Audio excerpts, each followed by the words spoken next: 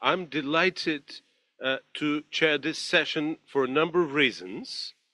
The speakers of this session are great friends and colleagues, and there is also a magical number of speakers. I'm a great fan and admirer of the Japanese director Akira Kurosawa, who once produced a masterpiece, one of the movies to see before you die, called The Seven Samurai, which was subsequently produced and remade as an American Western movie called The Magnificent Seven. So today we have 7 speakers. However, because of the gender balance, I would feel uncomfortable to describe them as the 7 samurai.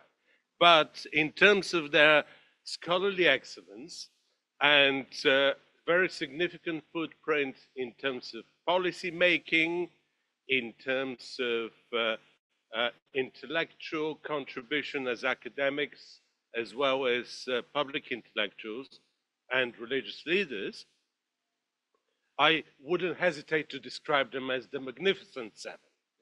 So, but while we have a magnificent 7 speakers, we also have a challenge to try to finish on time.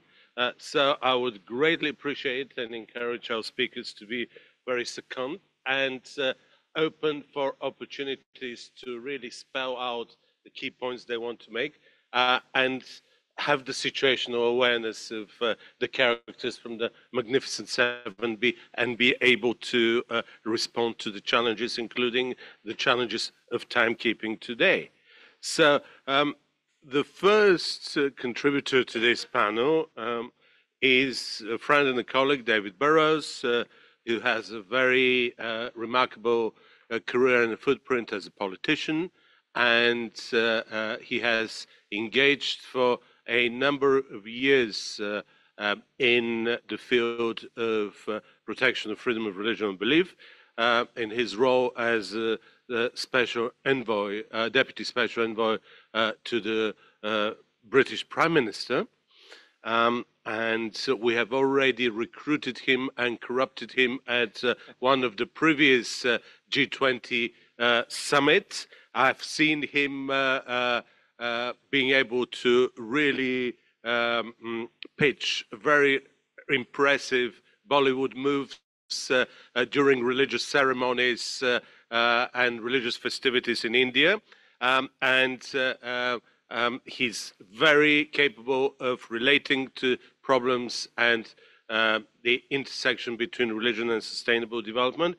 And in terms of socializing, as well as in terms of intellectual discourse, he has always been capable of pushing boundaries in the field. And without further ado, I would invite him to do his presentation. Thank you so much, Peter.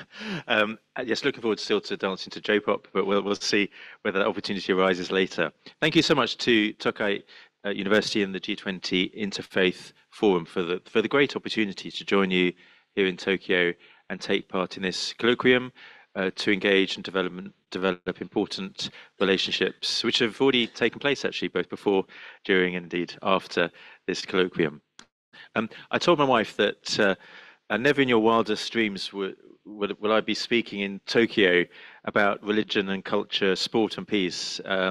Sadly, she replied that I've never actually been in her wildest dreams. So, so there we are. But maybe the idea of religion, culture, sport, and peace being grouped together is a wild idea when it comes to building bridges. But I'm delighted that there's not such a wild idea when it comes to Tokai University, which it has a Jesuit faith foundation, is full of promoting culture, and especially as I've learnt in the last few days in sport, such as judo, in pursuing peace, bringing diverse people from different countries together to heal division and work together for peace. Perhaps my own story helps to illustrate the relevance of all these subjects. I'm the UK Prime Minister's Deputy Special Envoy for Freedom of Religion or Belief. my mandate is to bring together faith representatives, organizations, and civil society stakeholders to promote freedom of religion or belief around the world. And that's a part of what we're doing today. It's not, as we know, about promoting one religion or another, but the essential freedom of individuals to believe, or indeed not to believe. It's a freedom to be shared and not owned, and certainly not the monopoly of a state or continent, but a freedom which is a universal right and should be cherished throughout the world. As a lawyer, I spent my professional life defending criminals. Well, most of them were criminal, many of whom I did not like, nor particularly believe in, and certainly did not follow their way of life. However, I knew I had to defend them and be their advocate and do the very best for their interests. Now, as an envoy with others throughout the world, there are currently 42 members of an International Religious Freedom or Belief Alliance, IRFBA. Japan is an observer. Look forward to them becoming a member before too long. I see myself acting like an advocate on behalf of individuals from different faiths or beliefs or non-religious beliefs who are persecuted simply because of what they believe.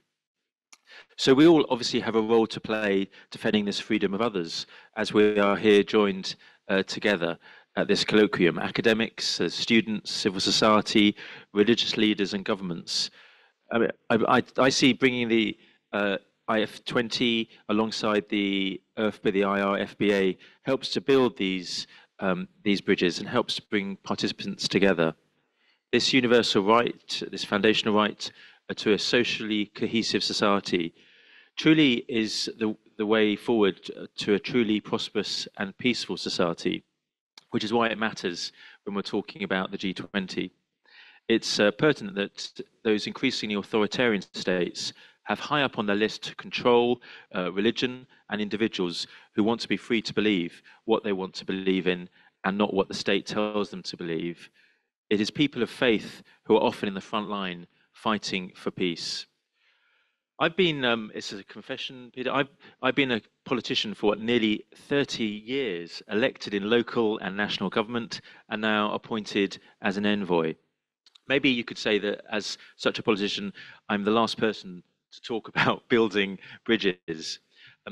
But in my years as a member of parliament, and it's good to be on the panel with a fellow former member of parliament here in Japan, in Britain, and now as deputy special envoy, there have been few issues that actually have united more politicians from across the political spectrum and more civil society activists than the right of freedom of religion or belief. You know, what does it do? It takes us people's understanding of religion into obviously the place of worship. It goes to that manifestation of faith or belief, which leads into culture, into shrines, into temples, into mosques, into churches, which can be valued. I've seen that being valued already in my visits around in Tokyo and elsewhere by neighbors, by visitors, and not just adherents to a particular religion or belief. But it goes actually beyond worship itself into culture and heritage, which can be both tangible and intangible. Traditions, sharing, for example, songs, dance and sport. We know, don't we, that people's well-being is not just economic. It's about that sense of being connected, hopeful and affirmed. Sharing in our culture and heritage helps achieve this, contributes to social cohesion, and can remind us of our common humanity in a way that conferences alone and politicians alone can't. So as we consider sustainable development and the United Nations goal to leave no one behind, people of faith or belief and the freedom underlying it matter, and we need to find new ways of language and activities to help policymakers see this. Which brings me onto the subject of sport and football as an example. As I conclude this presentation, at the last ministerial conference on freedom of religion or belief, it took place in Prague in the Czech Republic. We were thinking of how can we just get this message about the importance of freedom of religion and belief into the mainstream interest, particularly for a younger generation. And we landed up on sport and football in particular. Football is, and I'm sorry to all those judo fans around, is the most popular sport in the world. Judo is the second. Well, it's 265 million players in the world, estimated 5 billion are watching it. It's got its own heritage. It wasn't an English export. Apparently, it came from China, 476 BC, named Kuju. It was ball games in ancient Greece, Mayan Empire, and indeed England as well. A rich cultural heritage. But I ended up getting involved in it. And perhaps if you have a chance to just show a photo here. And it was an organization called the Football for Peace, organized a match at Sparta Prague, an old communist 250,000 spectator stadium, with top Premier League footballers, and surprisingly invited me to take part. It made an impact. It wasn't so much this. Here I am. There I am on the floor. It made an impact. Not so much as my dwindling football skills. I ended up on the floor there doing what we call in England a snow angel.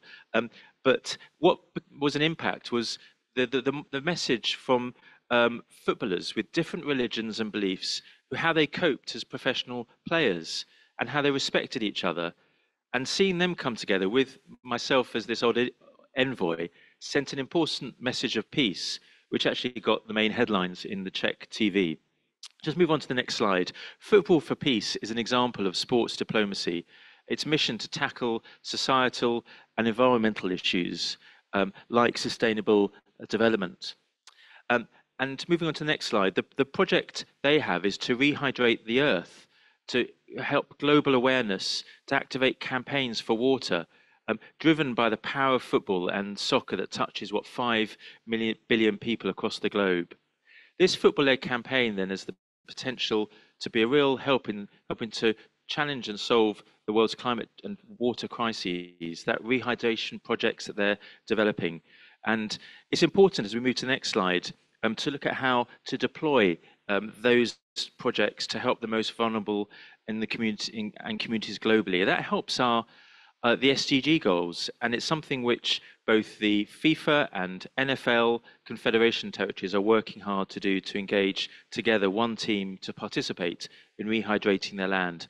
And to move to the next slide, it's a great way basically to ignite interest of and involvement of young generation, involve them in the conversation and link into key influences. If we just go to that final slide. And you probably won't be able to see all those people and what they've had to say, from Pele to those representatives in the UN and other politician decision makers. When we're talking about how can we link in decision makers, one way perhaps is through sport, through Football for Peace, through Judo for Peace, with partnerships like with Tokai University, has huge potential to build bridges with religion and culture to benefit humanity and the planet for a more sustainable and peaceful world. Just to the final slide. Thank you.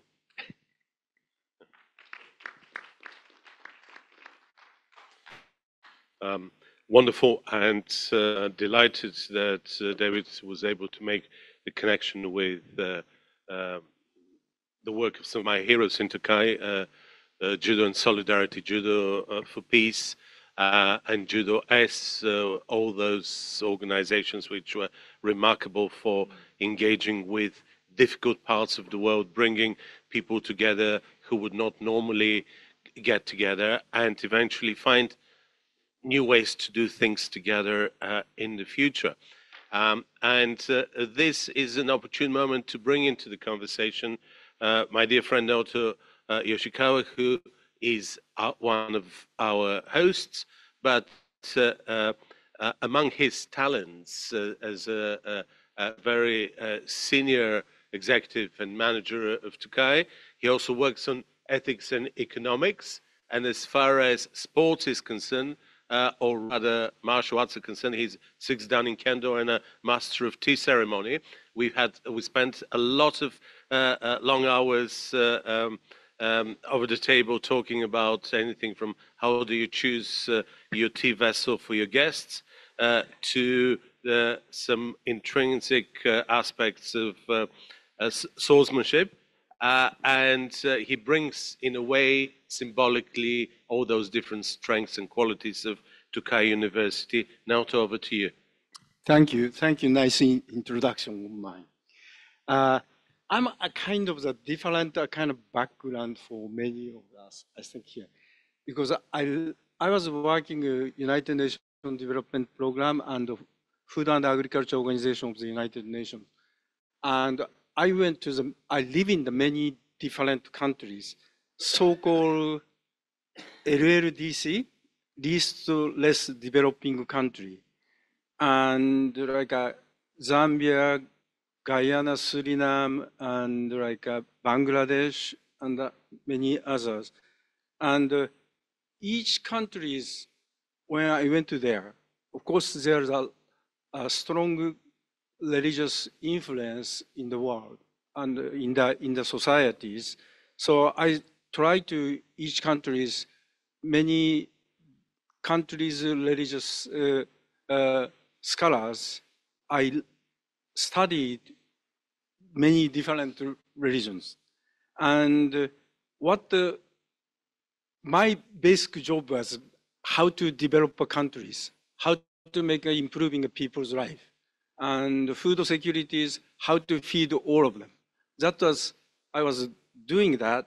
And so how influence like this social norm and religions. And that's today just I would like to discuss ethics and economic. And rebuilding social accountability, this is a title, but I will explain why I putting a social accountabilities.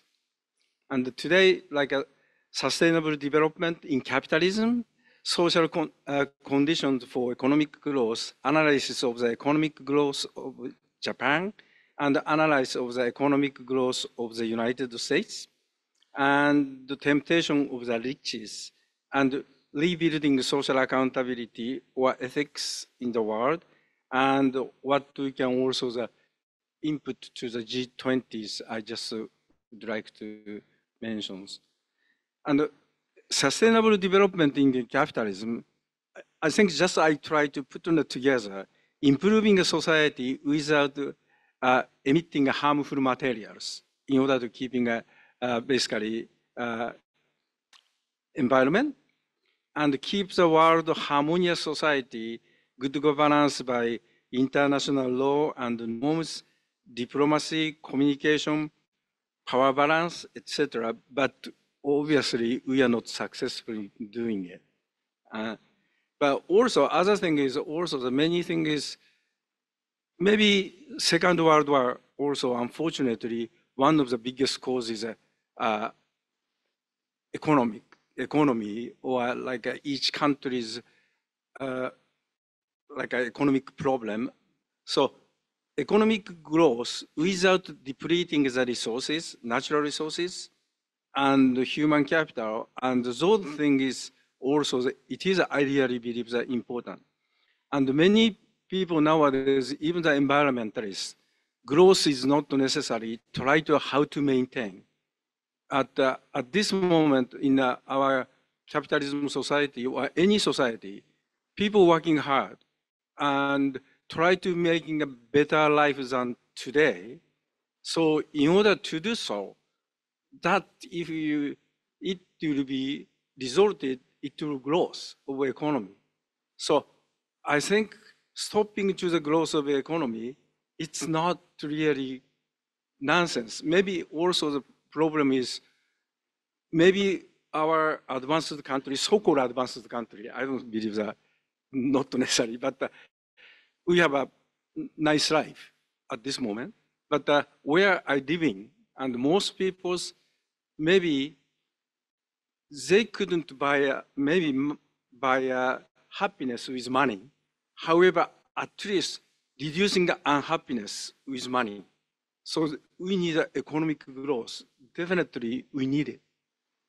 So, social condition for the economic growth, what do we need? And normally economists, increasing the efficiency in the production of the goods and services, maybe using the competitions, technology development, and so on. And increasing in the demand at the same time, this is a very different story. That's the reason supply and demand have to be meet each other. And this is my, actually, this is also the observing Max Weber and French, I think, philosopher, Tocqueville, repetitive economic transactions, increasing in demand and supply at the same time. This is create economic growth. I will just explain a little bit detail more. Repetitive economic transaction meaning is just, I will say easily, I'll go to buy a bread. And this part of the bread maker, bakery, they will very reasonable price and excellent bread. So next time I'm very satisfied. So I'm going again to going back to the same shop. Okay. So if you do this, economic will grow. So what it is just only I have 5 more minutes. Just I'll talk quickly. And this one was also that Jean-Jacques Rousseau was mentioning about like how to catch a big stag. And everybody trusting it, that's fine, but rabbit run away and he will catch a rabbit. So also the stag run away from here. So you cannot get it. So we need everybody's trust in the society. And Hobbes is saying also, it's a Leviathan's famous, because individual interest is too strong, each people fight. And so strong government we need. But just so, I don't have a time to, Adam Smith is not talking about these kind of self-interests. But today, just I'll pass it. And Japan's also the Second World, after Second World War, many people mentioning a different way to the why Japan was developed. But I think basically Japan has also the groupness created basically from the Edo period. And other condition was not really good. It's called Goningumi Seido. It's a 5-man group system, and try to, they owe even paying a tax. All of the family, they have to involve it, they have to pay for it. And also, during Second World War, also the making like a neighborhood group, it's Tonarigumi, they're watching each other, try to not like a government policy to not betraying like this. But the problem is, if you do the groupness, cooperation, social accountability, they can make it, but the problem is also easily to destroy. And United States also, if you, this is, I just mentioned Tocqueville, and also the Max Weber, when they visited, they made a strong ethics to, they try to, a kind of the, this one was basically Methodists example, try to not cheating each other, try to helping each other. And that's the reason they grow. But this is not different from the Max Weber's Protestant ethics. It's talking about the groupness of the trust each other, they don't cheat each other. That kind of ethics, they keep doing it. However, and many also even the Bible and also John Wesley's words, basically richness, deceitfulness, or riches also, they cannot continue to maintain the ethics, because temptation to be rich and also try to be material, everything to love. But at this moment, so what we can rebuild to society, accountability or ethics in the world? At this moment, as mentioned, limitation of the law and ethics in the international market or international society, and even the United Nations at this moment, Security Council, whatever, it's not working. Okay. So what do we, just from the, this is a theoretical argument, however, beyond the different sect and religious, and we really short time, maybe communication network with open forum. And most probably, all of them actually try to maintain the key peace is very important. Also, the actually objective of the religions, and those things we should really discuss about it. And long term, through the education, most probably that kind of the international society, we intentionally have to make it. Otherwise, of course, we have to keep going back and keep going back. And everybody said history repeated, but we try to improving it long term, and through the educations in the world, try to set up such kind of ethics or social accountability for everybody. Thank you.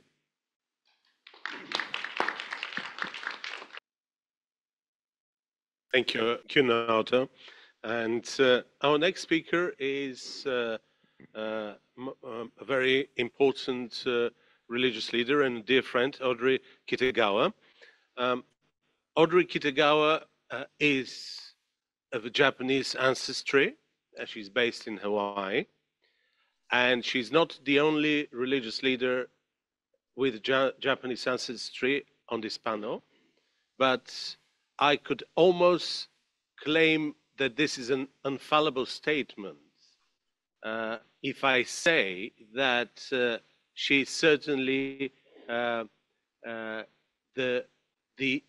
Japanese religious leader with the most impressive floral arrangement every time she presents.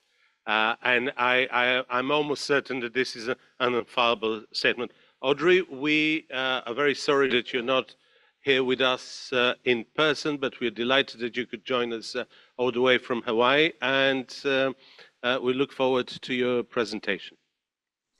Thank you so much, Peter. I really appreciate your introduction, and perhaps the panelists would like to turn around so you don't have to strain your neck watching my presentation. So if you could turn your chairs around, that might be a good idea.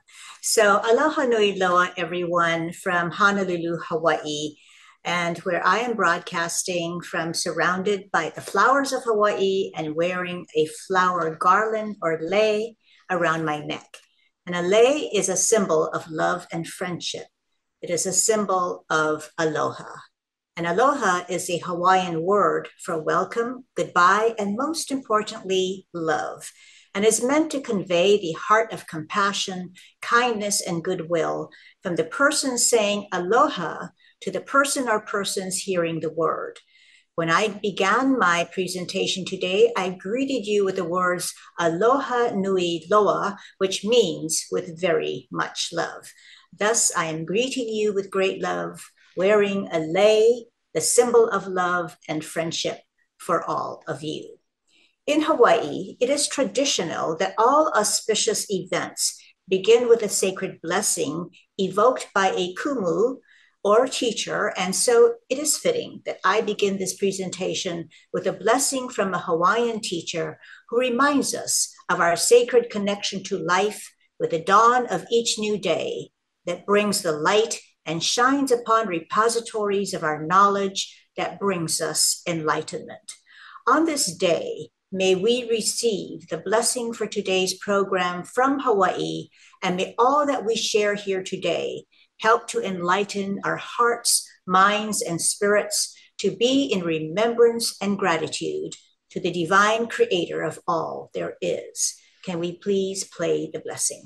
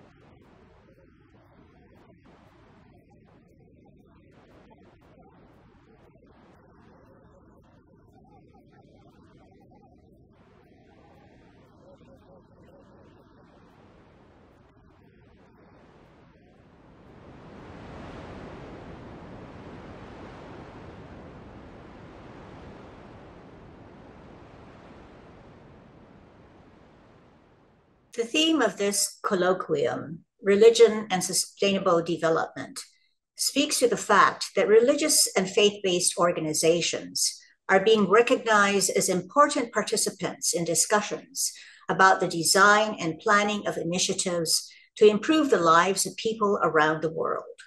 Religious organizations and communities of faith participate in and support development efforts worldwide. They have been instrumental in helping to implement the Sustainable Development Goals. The topic of this panel, Cooperation and Sustainable Development, is a recognition of the importance of cooperation, collaboration, and communication among the religions and faith traditions, and the ability of such engagement to create meaningful social change for people around the world. Interfaith collaboration can foster positive transformation by focusing on the deep interconnectedness of the world's faith traditions, the shared spiritual values of love, compassion, and selfless service can shift the balance from conflict and disaster towards peace, well-being, and a healthy environment for all. I had a wonderful friend, Dr. Hans-Peter Duer, may he rest in peace, who was a nuclear and quantum physicist and former president of the prestigious Max Planck Institute. He spoke throughout the world about the importance of cooperation, cooperation, and cooperation. So I'm pleased to see this word cooperation in our topic for sustainable development. In his seminal writing in the Potsdam Manifesto, he said in the concluding paragraphs called I Am Life, the ground on which this new sustainable organismic cultural diversity is to grow has been well prepared. For why do political and economic decision makers invoke freedom and democracy when most of them seem to have abandoned this trust in a fundamental commonality?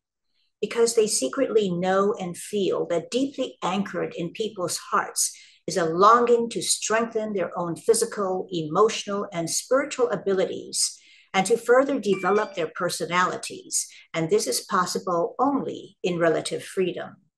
But the great majority of people do not want to use their empowerment against others who are trying to do similar things, but rather together with them and motivated by the deeper connection to create a more comprehensive commonality on a higher level. A new, but in truth, long proven view of human beings is becoming visible, one that assumes a person capable of love and empathy. We should not be misled by the excesses of modern civilization. The human being is capable of much more than being an aggressive, avaricious wolf in the Thomas Hobbes' sense. Freedom to strengthen oneself, not for the sake of victory in struggle against the others, but responsible for strengthening one's own contribution in favor of the whole. Co-liberality is needed to achieve an optimal, vibrant coexistence in the sense implied by Albert Schweitzer's remark, I am life that wants to live amid life that wants to live. All this may sound unachievably utopian, but we should remember the mere fact of our existence as people today should show us that we are a successful result of a similar development that has already gone on for billions of years. And we must continue to create new knowledge that allows more vibrancy to flower. We can trust that this power is effective in us for omni-connectedness, which we can call love, and which germinates from vitality, is inherent in the core of us and of everything else. The many global challenges we are facing reinforce a viewpoint that we need the involvement of religious and faith communities and the spiritual principles to which they adhere to be foundational to the work of sustainable development. In my talk today, I've been asked to address establishing networks and forums of the world religions. And I want to take this opportunity to share about the G20 Interfaith Forum and other interfaith networks that are modeling cooperation among the different religious and faith traditions to address global challenges. And the G20 Interfaith Forum aims to provide religious insights into the G20 policy formation processes, working for many years to introduce the humanitarian perspectives of the world's great faiths into the thoughts, deliberations, and decisions of G20 leaders. In her writing of the G20 Interfaith Forum, its Vice President Catherine Marshall said, the G20 Interfaith Forum was launched in 2014 under Australia's G20 presidency. It has progressed from a largely academic gathering timed to coincide with the G20 summit to a sustained alliance of diverse religious leaders, practitioners from humanitarian, peace-building, and development organizations and scholars. The moral and ethical principles of the world's religions provide the humanitarian guideposts that are important to ensure that developmental efforts are sustainable and will not lead to environmental harm, conflicts, poverty, human rights, violations, or injustice. The goal of interfaith coalitions is not to unite or standardize religions, but to find their deep connections and create global movements for positive transformation. This collaborative and multifaceted perspective is important in these times of unprecedented global challenges.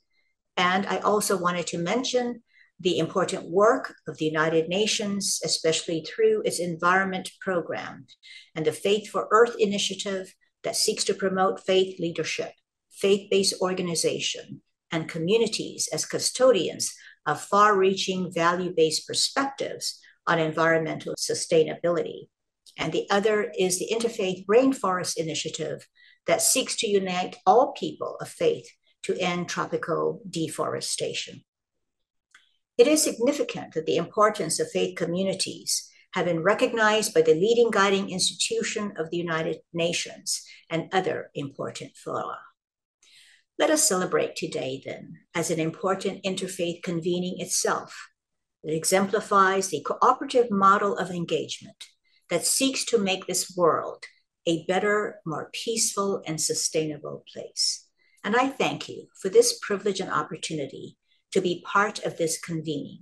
From my heart to your heart, and from all of our collective hearts to all hearts everywhere around the world, aloha. Thank you so much, everyone. Our next speaker, Yoshinobu Miyake, who is a great friend and has been a collaborator for the G20 Interfaith Forum for a number of years. He sat on our executive board and was very instrumental during the events in connection with G20 Japan a few years ago.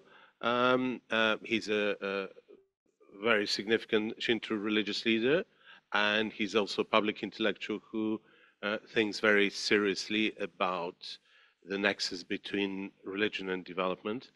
Reverend Miyake, over to you. Thank you, thank you. すいません。こんな声。I'm so sorry, my voice is so hoarse. Testing, testing. I'm suffering from asthma. It's very difficult to speak, so let's something that's relaxing that I just would like to speak with Osaka dialect in Japanese. First, about this IF20, this framework. It's true for G20, but G7 is just gathering of developed countries, and excluding Japan, they have the background of Christianity. But if you look at G20, as you know, Saudi Arabia, such a Muslim country, and China, India, many countries are members of the G20. So in the previous session, somebody mentioned this already. Can you show the first page, please? Different governments have different interests: economic development, environment, building peace. Different governments have different agenda. And this year in Brazil, G20 will be held. Brazil and Japan, I just would like to focus on the relations between the two countries. As you can see on the very top page. Next page, please. It'll be held in Brazil. But what do you think of Brazil? It's on the other side of Japan. Japan is a small island country. In principle, homogeneous country. We have this industrial development. Brazil is different. It's a big country. It's a melting pot. It's blessed with a lot of nature. I think that's how you understand Brazil. But between Brazil and Japan, there are many commonalities. So about the commonalities, unless you understand that, the essence of the human civilization cannot be elucidated. Next page, please. Next page, please. Actually, if you look at Japan, among the G20 countries, it has the highest forest coverage ratio. It's almost incredible compared with Japan. Amongst the industrialized countries, almost no countries. I mean, Scandinavian countries like Sweden, yes, but Caribbean islands, Pacific islands, in African jungle, those are the countries that have highest forest coverage. Because in Japan, 68%, two-thirds of our land is covered by forest. Brazil, 59%. They have Amazon. Still, the forest coverage ratio, 59%. The right is Brazil, left-hand side, that's Japan. You might find it unbelievable, but this is true. Indonesia, but it's on 48%, right under the equator. Canada, 39%, US, 37%. Going down, China, 23%, Australia, 17%, Argentina, just 10%. That's the forest coverage ratio. But Japan, it has a long, long history, as you know. Even if you go to Tokyo, you might wonder, where can we find the trees? But look at this. Look at these photos. Kyoto was a capital for more than 1,000 years, for millennia. So the urbanization, no trees in the world, but there are trees. Arashiyama in Kyoto. This is Kiyomizu Shrine, right-hand side, surrounded by trees. That means Japan kept planting trees in the history. Next page, please. So Brazil and Japan, there are commonalities. High forest coverage, and also animism has been practiced in rather strong manner. And about 450 years ago, as Europe kept expanding, Europeans came to Japan and Brazil. Catholicism, Spain, Portuguese, they dispatched their mission to Japan. So in their perspective, they taught civilization. From our perspective, the barbarians came, killed many indigenous people, both in Japan and in Brazil. Conquistador, they just conquered. Inca and other countries, they were annihilated. And people, 100th, 1,000s, 1 of 10,000 Spanish had weapons, and they had guns, they had pathogen, and they expanded Catholicism. At almost the same timing, Jesuit arrived to Japan. In case of Japan, it was in the Civil War warring state period that lasted 100 years. In Tanegashima Island, you can see the gun. This came to Japan. But Japanese people did the reverse engineering. Next photo, please. And then in just 30 years, in the latter half of the 16th century, Japan became the largest manufacturing country of these guns in the 50s. So in 30 years, and then there was a Oda Nobunaga, and they had more guns. In the rest of the world, we were defeated in the Second World War, but after just 30 years ago, in home appliances, cars, Japan became the biggest producing country after the war. So what were the differences between Brazil and Japan? These are the only differences, actually. So if you look at Japan, the Christian country, they came to Japan 450 years. They tried to spread this. About Christianity, do you know? Hebrew, Greek, I can read them, but I'm a reverend in Shintoism. And here in Japan, fortunately or unfortunately, the number of Christians didn't increase. Still, we see elements of animism. Next photo, please. right-hand side, my brother is doing the purification ceremony here in Japan. When you buy a new car, you do this, don't you do this? Ask for the purification. Many Japanese people, when they buy new cars, they do the purification ceremony, purify the car. Car represents the latest technology. So when you use something latest technology, you do this purification ceremony. That's so ancient. These are robots, and that's the fighter jet robot. I mean, it's this morning, Japanese rocket safely landed on the lunar surface. That's the fifth country that have done this. Compared with the US and Russia, this is more precision in terms of landing, but our approach is different in Japan. If you just go down like this, it's so energy consuming. So it fell down and then it sort of just rolled on the surface, but in a precision location. So the approach is different between Japan and non-Japan. Just like animism, that kind of animistic approach and people's the ingenuity, they worked hand in hand. That's the tradition.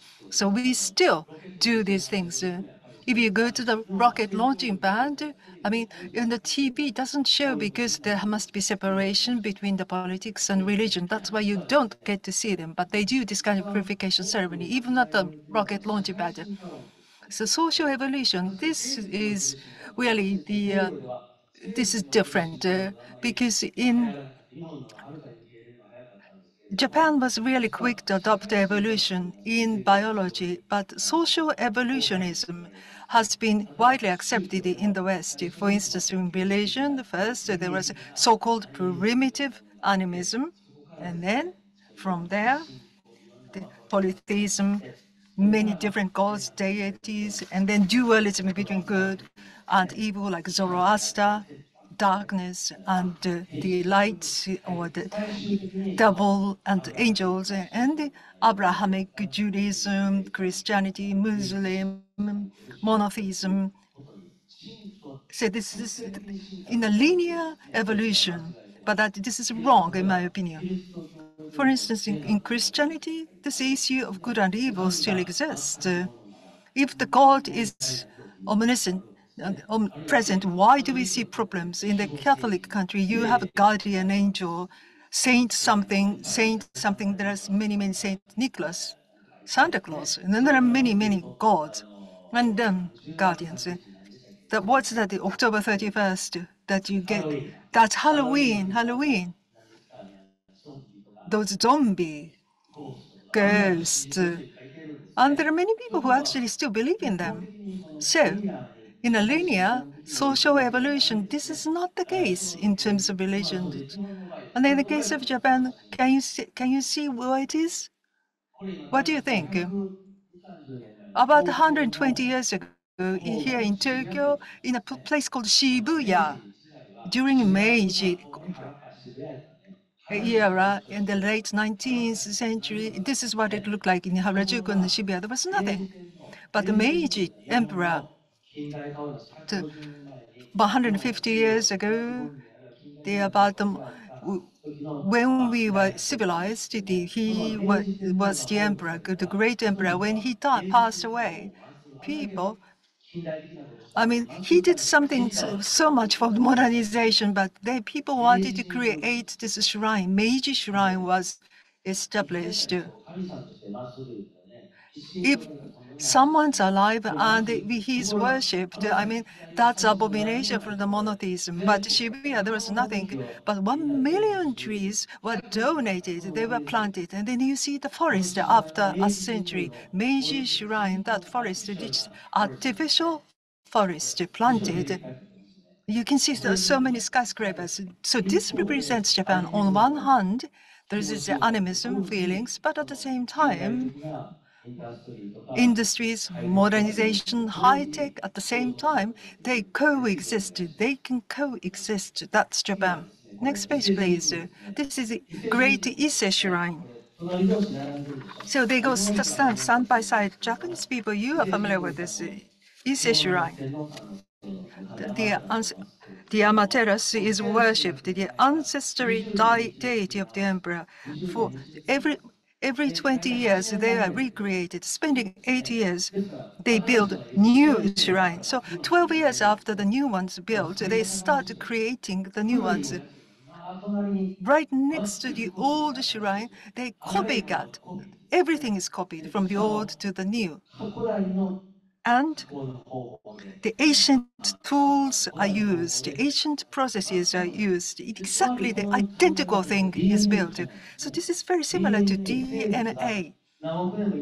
For several hundred million of years, the creature keeps living because they are changing, but they're not changing. Identical copies are produced in exactly the same way. The great Ise shrine, you can see that there are actually 125 shrines. They are all copied. When the new one is built, then the divine spirit is transported from the old one to the new one, and then the old shrine is destroyed. And it is repeated every 20 years. So if you look at Japan's approach, dynamically, it's conducted at the same time. Let's see. So to do so, I mean, you need so many trees. So for 100 years, 200 years, 300 years in the future, they keep planting. This forest is for 100th year later. Then this patch planting is this is for the next 200 years, 300 years, and this has been repeated. Just this is like the life's strategy. Greek, Mesopotamia, if you look at the ziggurats, pyramids of Egypt, 4,000 years ago they were built. But those are ruins. How were they built? We don't know. We have no idea. But 2,000 years ago, I mean, this is Ise shrine is made from wood, but we know how it's made. Why? Because there are people, tools, and they were all being copied, and they have been repeated. Now, going back to the Amazon this year in Brazil, I'm so looking forward to participating in the meeting, but there's isola people who are isolated from the civilization, the indigenous people who live quietly in the jungle. 450 years ago, from conquistador, they just fled from them. But partly because of the pandemic, they if they contracted the virus, they just die. In order to get new biotics, jungle from the soil, people they harvest soil bacteria to create new biotechnology. And Western companies, including Japanese companies, are doing those isolated in people. Their land has been stolen. Often people say that it's a problem that the coal and others are stolen, but in order to, it is really a bad thing to rob them of those soil and others in order to create new biotics. As Yoshikawa-san said, Adam Smith, this is a circular investment for growth. You talked about that.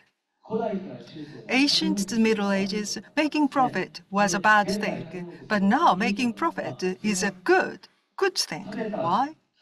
Because when you get something, then you don't put it in the vault, but you invest it in the circular, and you live in the mythology that the world can become profitable. Why it was a bad thing or not virtuous thing to make profits in the ancient society? Because the society doesn't evolve.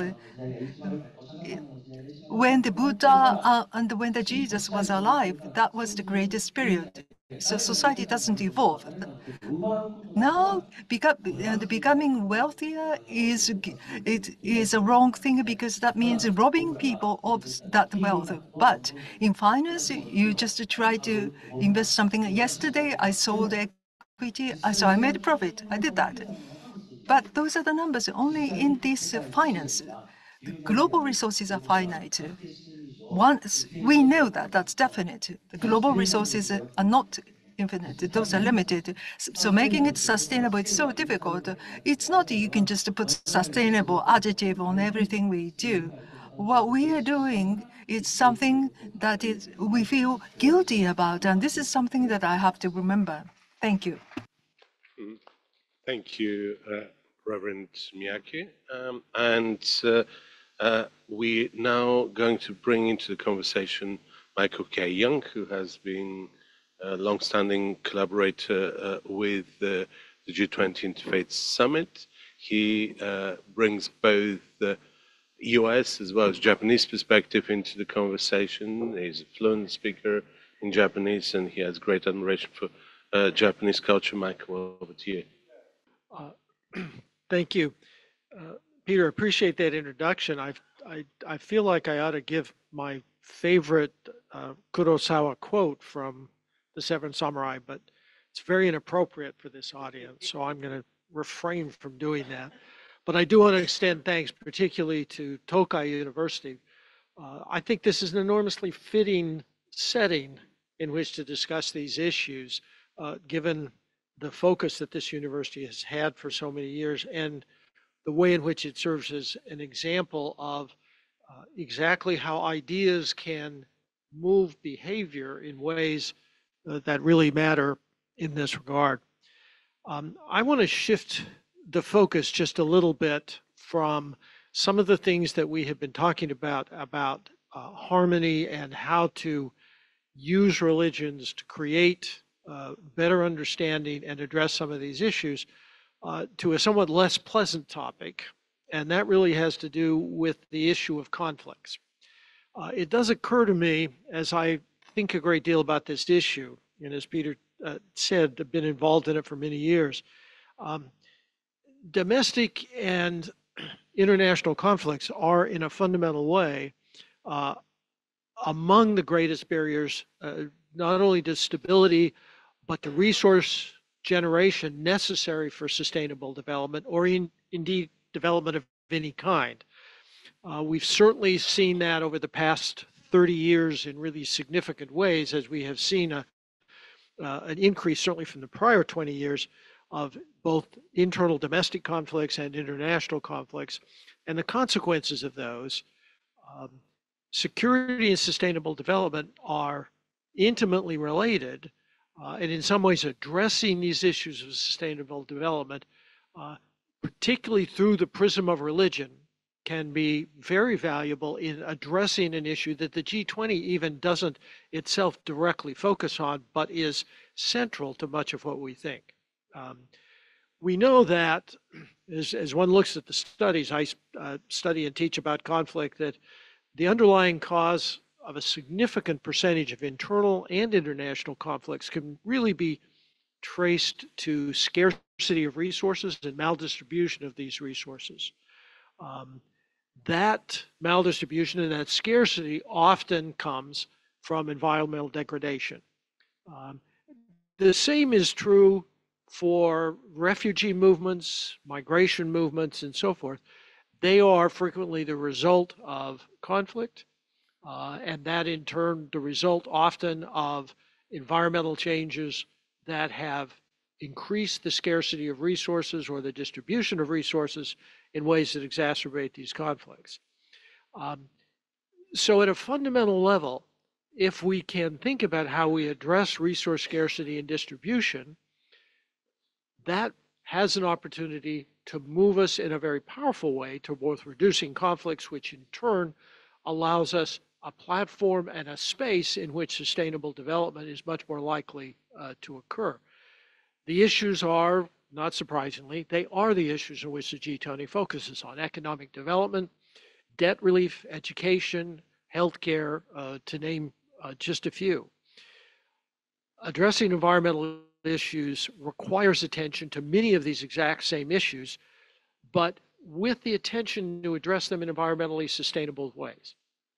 Now, what does this have to do with faith-based organizations and the work we're doing here? Well, the truth of the matter is faith-based organizations can, and when properly mobilized, really play a significant role in helping governments address these issues. We've seen some of this even today as we talked about resource protection with respect to the rainforest, as we've talked about other sorts of issues where there is an attempt to expand the way in which the religions can help provide the platform, provide the space, provide the incentive in order to move these important issues in a direction that really does generate sustainable developments.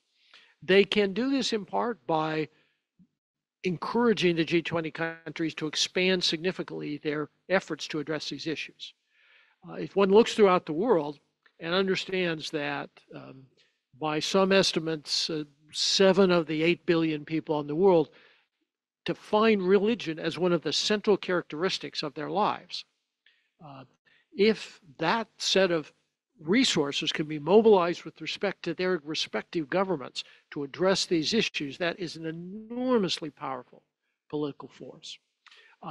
They can also create a domestic and an international and political environment where addressing these issues is both politically opportune for the governments and in some cases politically irresistible for the governments to do that. Governments, I think, also can, very importantly, partner with these faith-based organizations in appropriate ways to really consider the human, financial, and other resources that governments need to accomplish this. We live in a time of scarce resources. We live in a time where governments, because of the programs they generally run, almost all governments find themselves without adequate resources to do everything that really could be usefully done. If you can mobilize the 7 million people, if you can mobilize the resources, the attention, the focus on some of these issues, the capacity to create these partnerships with the government can be simply transformative. Already around the world, in certain parts of the world, you see faith-based organizations providing a tremendous percentage, upwards of 50% of the educational opportunities, even a larger percentage of the healthcare. In the United States alone, a country considered to be resource rich, 1 out of every 7 patients that is in a hospital in the United States is actually in a faith-based hospital, a hospital started by and run by a faith-based organization. If we could mobilize partnerships where the government identifies these issues, partners with religious and faith-based organizations to address these issues and mobilize their resources, the capacity can be extraordinary. They can model effective, efficient, scalable, and sustainable solutions and approaches to these global concerns that are so central. Let me conclude with one other thought about conflict and its tremendously destructive power in terms of any of the G7, D20 issues about which we are really concerned today. If one looks at the most credible studies, if you look at the underlying or at least a central cause of many domestic and international conflicts, well over half by some of the most credible studies, they have religion as at least one of the major underlying causes. Not just resource availability or distribution, not just power grabs by government, but actual underlying religious sentiment and conflict in that regard. To help governments find ways to reduce conflict, increase stability, and address these issues, faith-based organizations must do a better job of addressing the underlying causes and motivators of conflict within their own organizations and between other organizations as well. I think we saw it today from Matthias's presentation, the kinds of things that can be done that can advance that. But that is absolutely essential as well. So it's not only a question of pressing the G20 governments to do things, we have to work equally hard to help faith-based organizations understand and discover the ways in which they can contribute to this, partner with governments, increase the capacity of governments to address these critical issues that generate the conflict, and the religions themselves work to reduce the extent to which religious disagreements and sentiments actually have the extent of creating and exacerbating and intensifying these very conflicts. I think it's a tremendous opportunity. It requires moving in both directions and looking both at the governments and what we can do to reach them, but also engaging the faith-based organizations in this cause to address exactly these issues. I see I have 2 minutes left. I cede my time to the next speaker. Thank you. Thank you very much, Mike. The next speaker needs no introduction. He's called Durham, and there is a very complex triangle between Co, myself, and G20. Without me, Co Durham would never end up in a jazz club whenever we have a law and religion conference or religion and sustainable development conference in any part of the world, but he ends up there. So, similarly, without Co Durham, religion and sustainable development would not have perhaps become a field with which we engage every year. And the IF20 would not have taken off the ground at all, thanks to Co and his commitment to the mission. IF20 has existed for now 10 years, over 10 years, and will continue to inspire people to engage in new ways with questions relating to religion development. Co, thank you for making this happen, and thank you for making this event happen today. Over to you. Well, thank you. I want to begin by thanking Tokai University, and especially the Tokai University Research Institute for Environment and Sustainability for hosting this event and making it possible. And many thanks to Peter Petkoff. He takes me not only to jazz clubs, but to all kinds of things that broaden my horizons and deepen my understanding. So I'm very grateful. Thanks also to the various speakers who have come and those who have joined the audience. The question posed by the sub-theme of this portion of our colloquium points to a kind of empirical information for which there is a deep need. How does religion contribute to the world's sustainable development? I can tell you that a number of the world's leading experts are grappling with the task of answering this question, and the results of their research, when finished, will fill volumes. This coming August, when the G20 Interfaith Forum meets, we will join forces with the Partnership on Religion and Development, a major global organization focused on issues of religion and development, to seek answers to this question. Both of our organizations urgently need to be able to demonstrate the significance of religious contributions to sustainability. It's part of the argument for our existence and continuing work. Now, one would think this would be relatively easy. When one examines the United Nations Sustainable Development Goals, the SDGs, two things are readily apparent.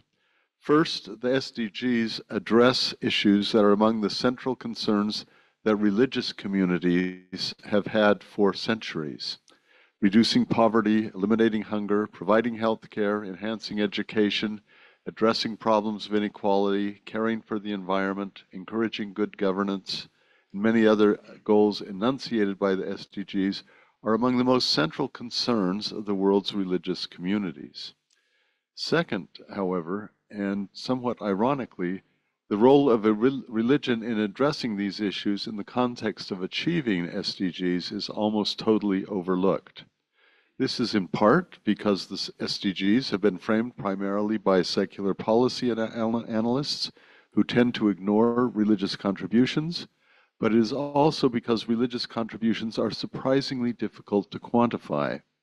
The result is an embarrassing lack of attention to the vital role that religious communities play in contributing to achievement of sustainable development goals. Now, one cure for this shortfall is simply to start cataloging the immense role that religious communities play in addressing sustainable development goals, in alleviating poverty, reducing hunger, expanding healthcare, providing education, and so forth. The magnitude of actual contributions is immense, and detailing them is work that some very committed scholars need to undertake. My aim today, however, is not, you'll be relieved to know, is not to try to solve this problem. It would take way more time than we have, obviously. My aim is to provide, to sketch some types of contributions that undergird the quantitative contributions religious communities actually make, and the barriers that inhibit even greater contributions. So I'm very conscious that this is going to be very partial, but what I'm trying to suggest is some of the type of analysis that we ultimately need. I'm going to cite 3 or 4 examples, but these are just examples, and we need to think more about the types of contributions that religion makes. So my first example is social capital contributions. Religious communities are powerful sources of social capital. By pooling its resources, a religious community can address social needs that isolated individuals could not address.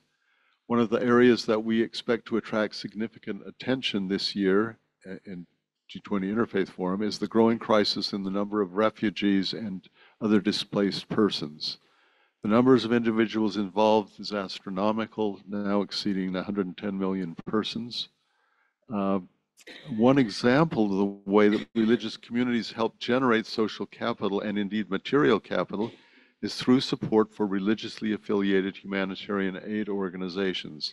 Literally billions of dollars worth of aid is generated and distributed annually through these sources. In addition to financial and other forms of material support, religious communities are often among the most helpful in helping displaced persons relocate or ideally return to their own homes. Social capital can take numerous forms, but religious communities are particularly adept at generating the associated social goods that can provide massive, effective support. So that's one type of contribution. Another has to do with the experience and networking contributions that religious communities make. Religious communities often have valuable stores of experience dealing with recurring social problems and often provide networks that can be helpful. This is clear in situations involving disaster relief or in provision of health care. In epidemic or pandemic situations, religious communities are often have trained personnel or others less trained who can help address issues that reach crisis dimensions. They are often the most trusted individuals when there are questions about whether a specific type of treatment should be used, such as immunization. Religious communities are generally better networked at the local level than most other groups and can readily identify needs and help bring needed services to bear, and so on. So that's networking contributions. Another could be called altruism contributions. Religious communities are known for the ability to mobilize altruism. Core religious beliefs often engender altruistic beliefs, beliefs about benevolent attitudes towards others, rendering service to others, identifying needs and finding ways to satisfy them, and so forth. Moreover, there is considerable evidence that altruistic beliefs tend to be more effective in contexts where individual altruism can reinforce the altruistic efforts of individuals in a larger group. There have been studies about the fact that you can have people with the same beliefs, but if they're actually going to church or participating in a group, it will be much more effective.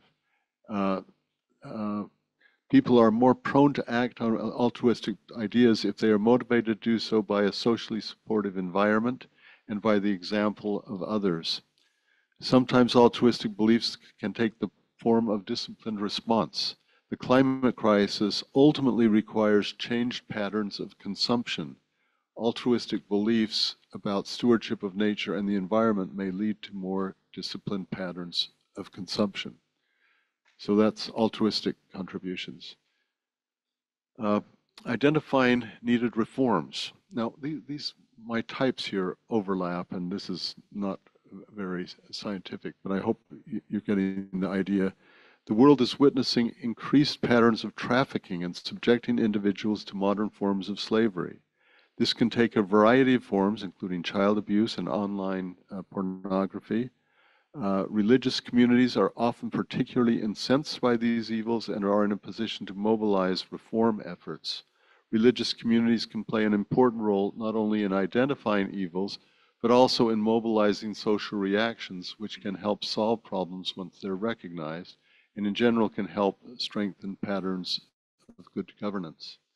So what I think part of what we need is a more not just cataloging all the good that religious communities do, but getting a deeper sense of the types of contributions that religious communities can make, because this will help us think more clearly about how those types of contributions can be leveraged. Now, it's also worth addressing issues that inhibit contributions to sustainable development. And here, let me just highlight the significance of freedom of religion or belief. There is substantial evidence that there are high correlations between protection of freedom of religion or belief and achievement of countless other social goods. Sustainable development is among the social goods that are thus optimized. This is not surprising because protection of religious freedom facilitates positive development and expenditures of social capital. A community that does not need to protect itself from discrimination or persecution by the state or by other individuals can devote a greater share of its social capital, its altruisms, its networks, and so forth, to support of positive social contributions. Religious freedom protections are not without limits, but in general, a well-balanced regime of religious liberty serves as an important social filtering mechanism, imposing constraints on antisocial religious activity, but protecting more positive exercise of religion. Freedom of religion or belief helps safeguard those aspects of religion most likely to contribute to sustainable development. Religion, religious beliefs, and religious communities can benefit sustainable development in a variety of ways, and strong protections of freedom of religion or belief helps optimize those other goods. We need to work this out in much greater detail, obviously far more than can be done in 10 minutes, but I think this is part of the task that lies ahead that the IF20 and others need to do to help really understand the significance of the role that religion does play and can play as we work together. Thank you.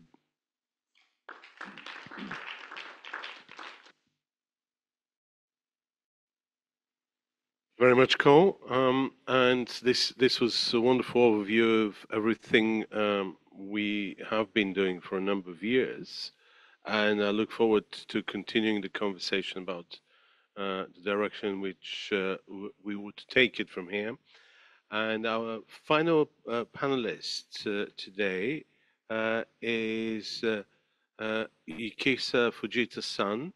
He is a public intellectual, former politician, academic, and he's done a number of things in his career which connects with the topic of religion and development.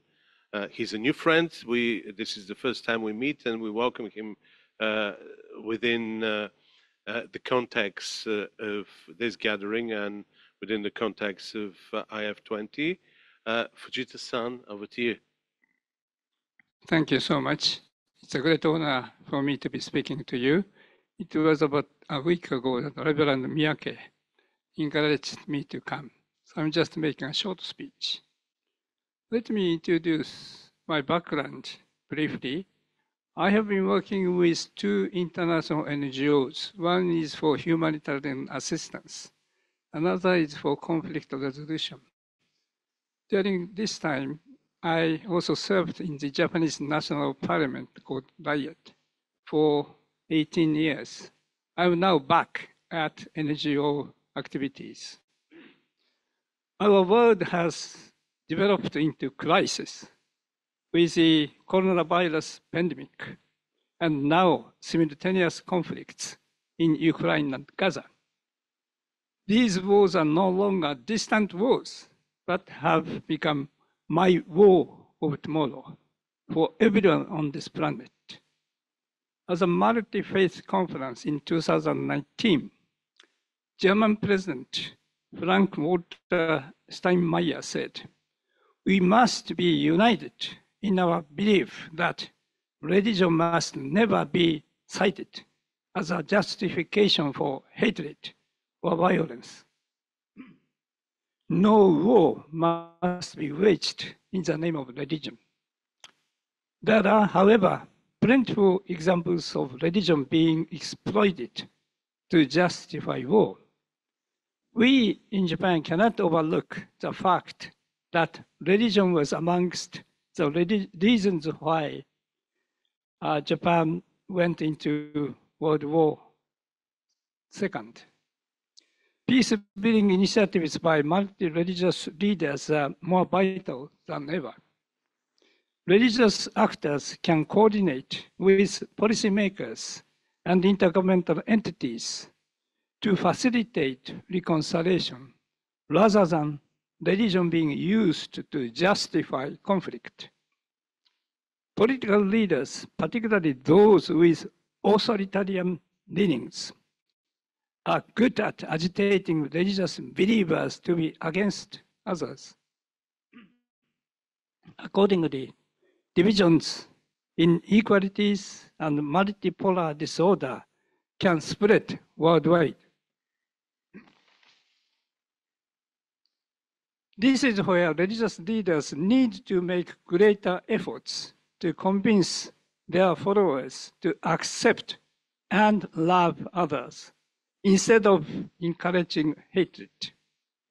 In July 2023, last year, the United Nations Secretary General Antonio Guterres introduced a new agenda for peace, which outlines multilateral efforts for peace and security.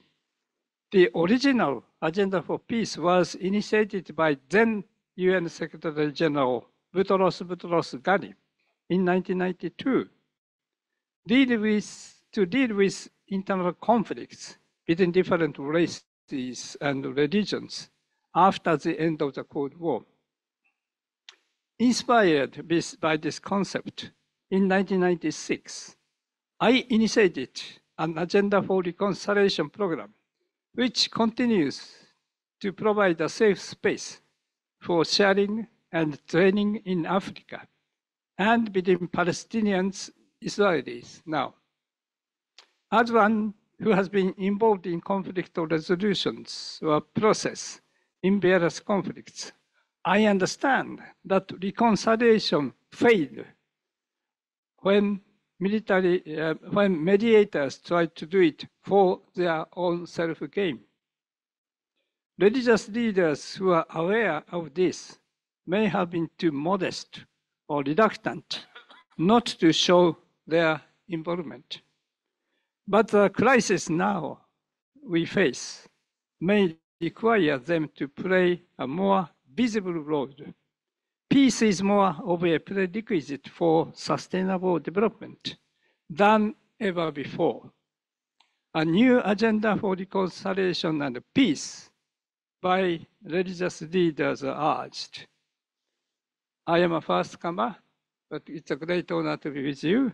I wish you success in this critically important effort. Thank you.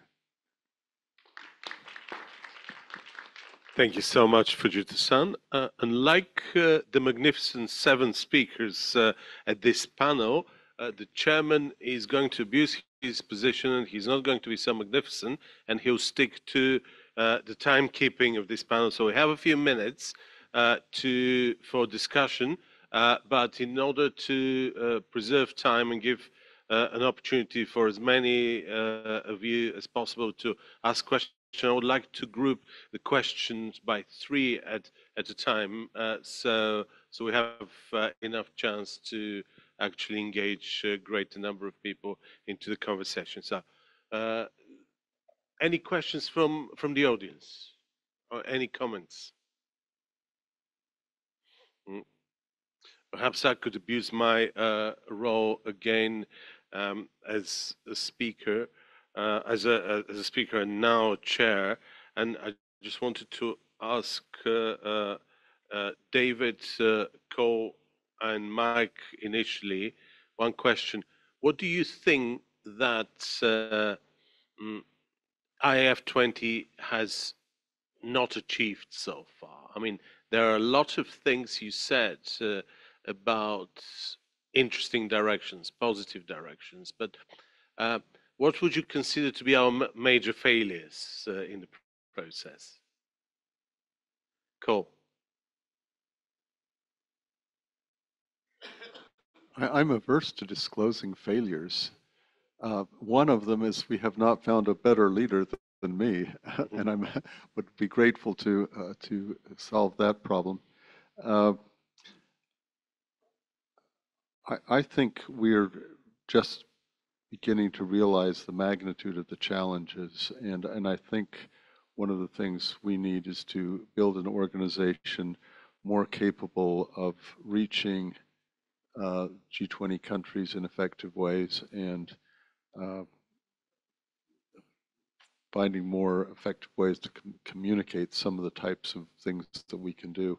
We need to be better at mobilizing religious leaders, political leaders, and academics to see ways forward that there can be sufficient consensus that we can really move things. Mike?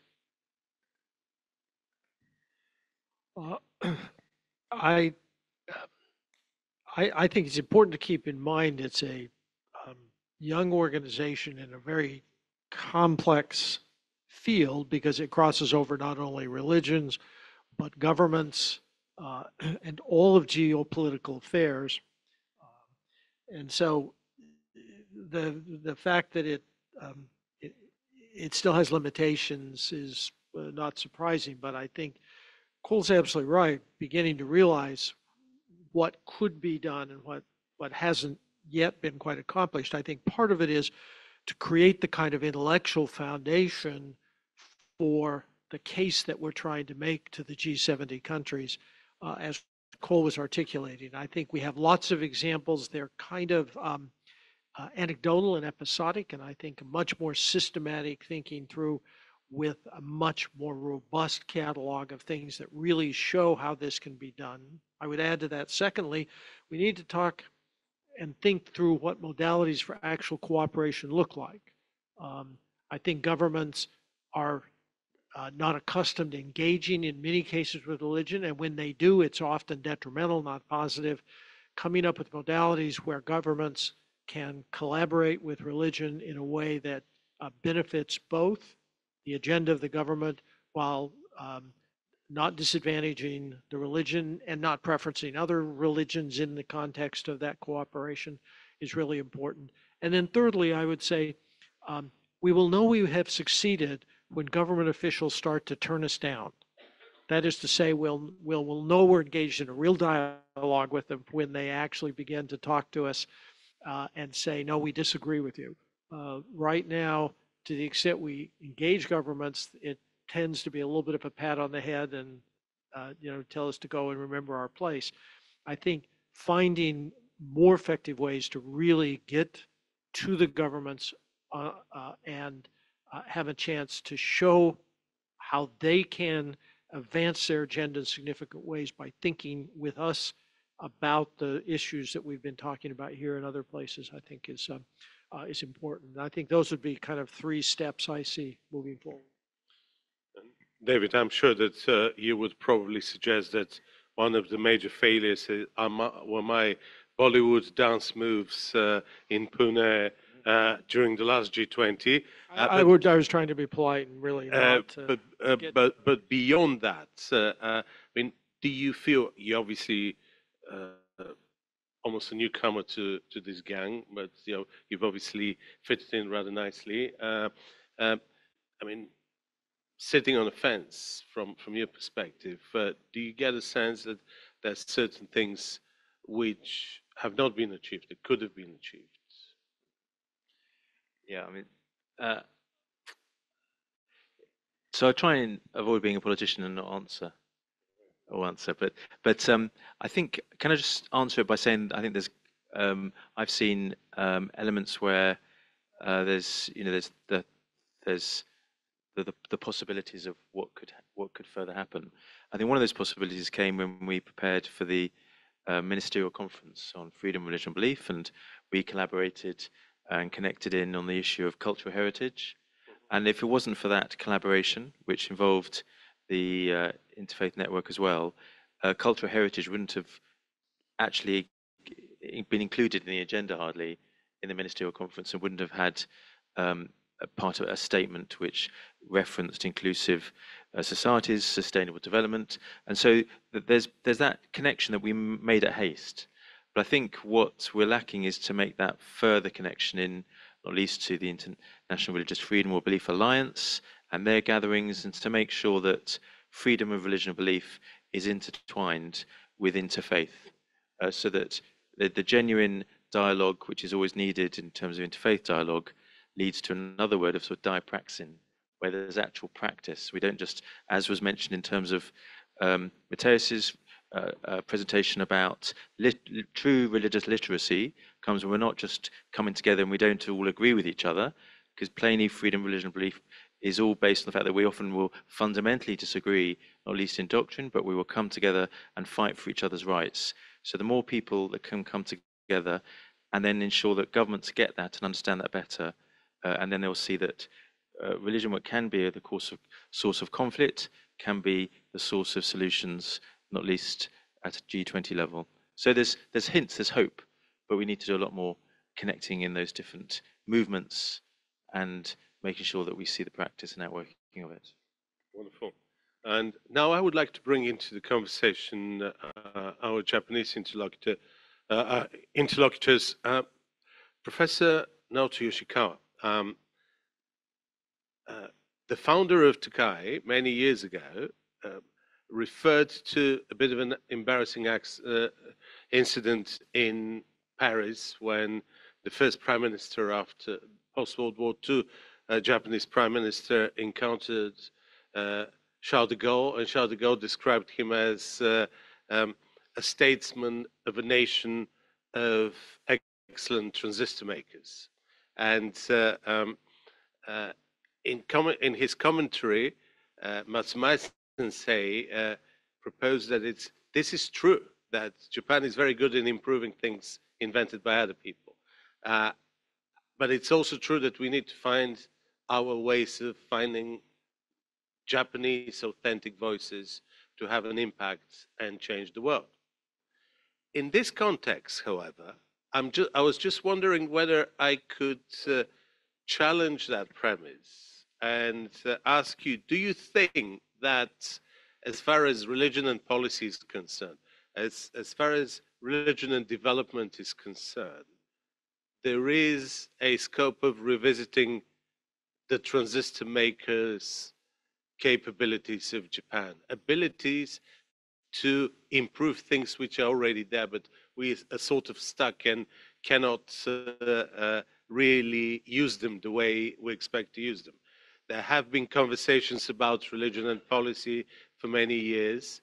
There's been commitment to develop metrics for policymakers to understand how religion should be relevant for politicians and policymakers, but we haven't quite got there. And do you think that Japanese experiences, Japanese ability to actually see Northern Hemisphere politics, the world through a different lens, and usually quite exacting lens, may, in a sense, have something to offer in terms of interpreting old themes, which the Northern Hemisphere may have actually lost its nerve in terms of deploying it in new and inventive, innovative, original ways.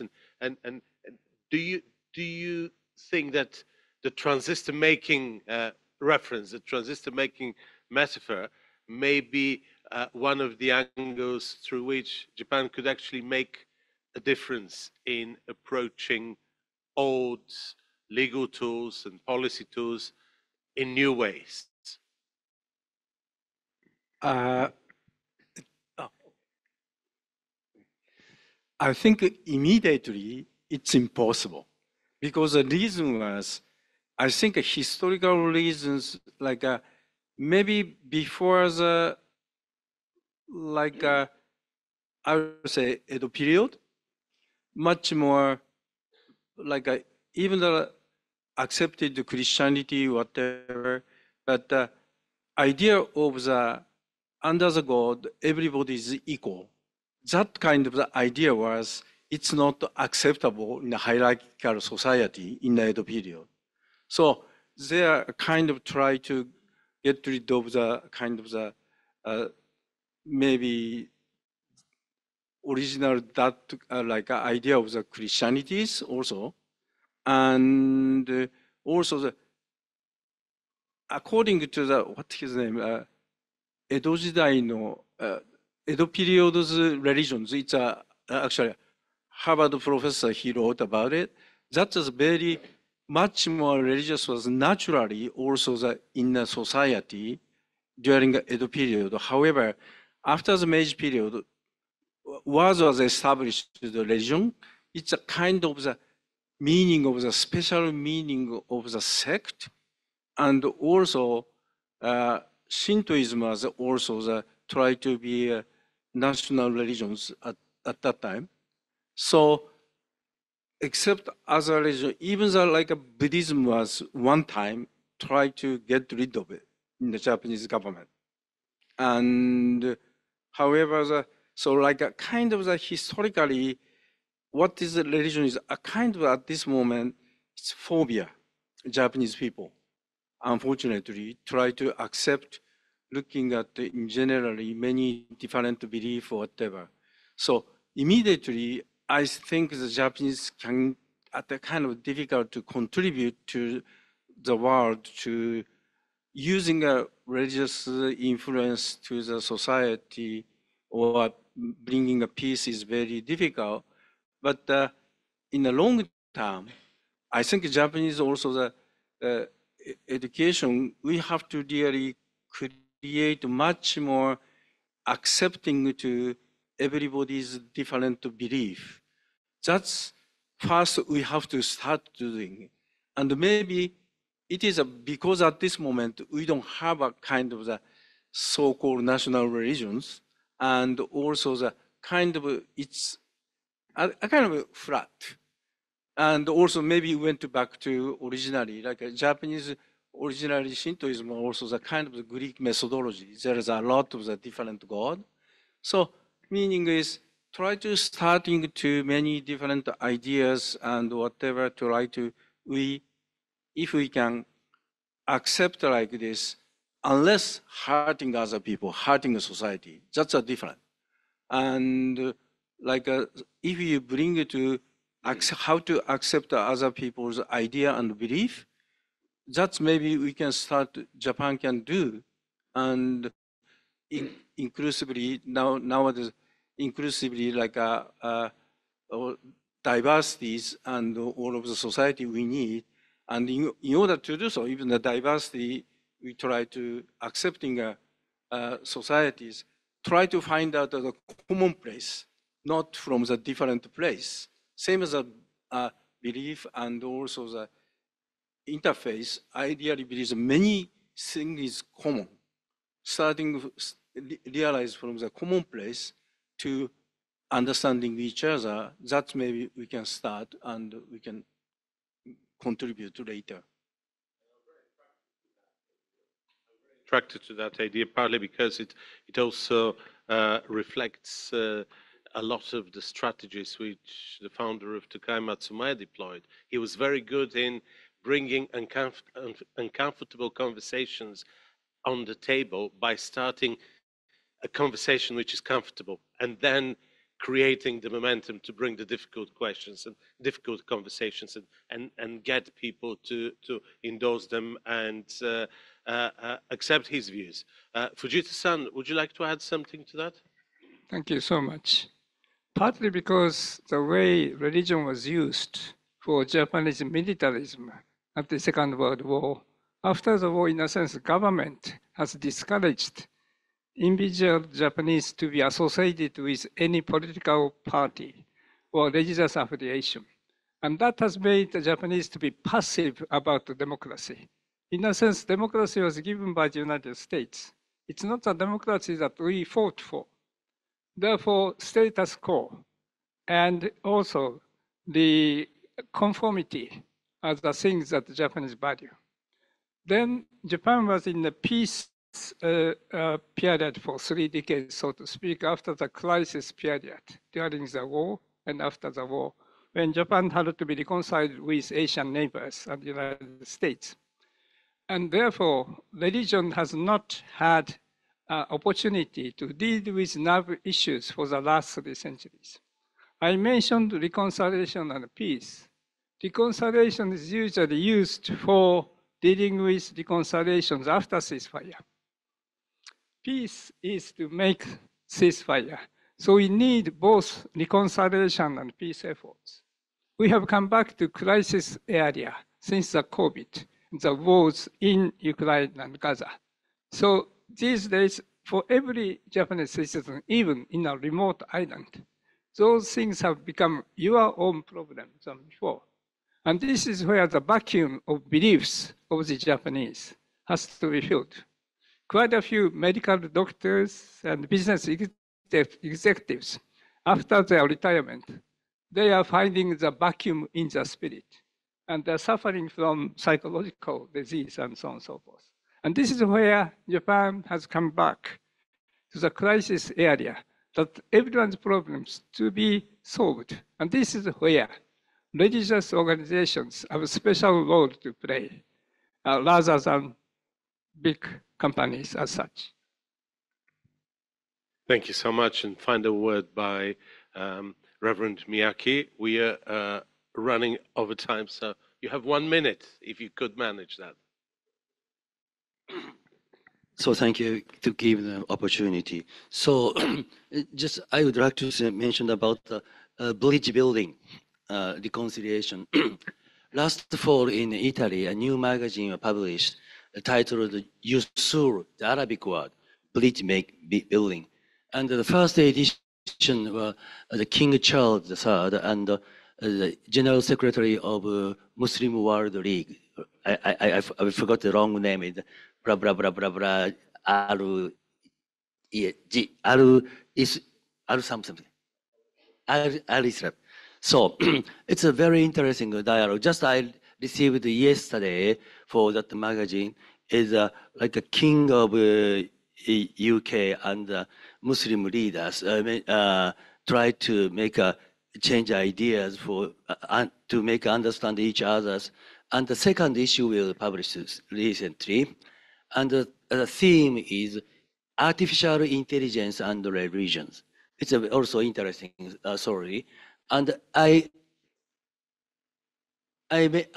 already gave a contribution for the idea of the Shintoist to make artificial intelligence and the relationship with religion. For every religion has a different value and like a Pokemon, the Japanese anime, but animation is strongly related with animism, so-called animism. That's why the Japanese society, even the high-tech skill and industry, and to connect it with just I mentioned about my story. So at this occasion, we will try to make as much as possible to change different ideas, the point of views, to make one and to discuss each other to contribute to the resolve the present difficult issues. So I think this is my point.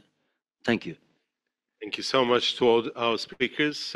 We finished almost on time, and this concludes this panel. Now, excuse me, Peter. Audrey, yeah. Excuse me, I'm the only female on this panel, and may I also request that I be given the opportunity to very briefly give a conclusory comment, so that we don't have any, ideas that the only woman on the panel has been excluded. So I appreciate this opportunity. So I just want to say very quickly that, all of these conversations are really reinforcing and developing the importance of individuals as well as communities, whether they be faith organizations or governments, to develop a moral ethical compass that will help to lead to peace and human flourishing. And, this really takes the opportunity for all of us to be able to practice within ourselves as individuals, our own faith traditions, as well as to understand the ways that we can work together through diverse organizations, whether they be religions or other institutions, to be able to understand that we are looking to be able to sustain life in ways that support the development of our ability to have the greater compassion, love, and understanding for each other, because it is our relationships ultimately that will determine our ability to be able to have a meaningful and purposeful life. So thank you so much, Peter, for this opportunity to give that conclusory comment. Thank you, Audrey. And I'm delighted that you brought the visible and the invisible within the conversation. I couldn't see you during the final part of your panel. You reappeared and only reminded us how important the relationship between visible and invisible remains in our work. On this note, thank you to all panelists of this session. We will now conclude it. And okay, thank you so much.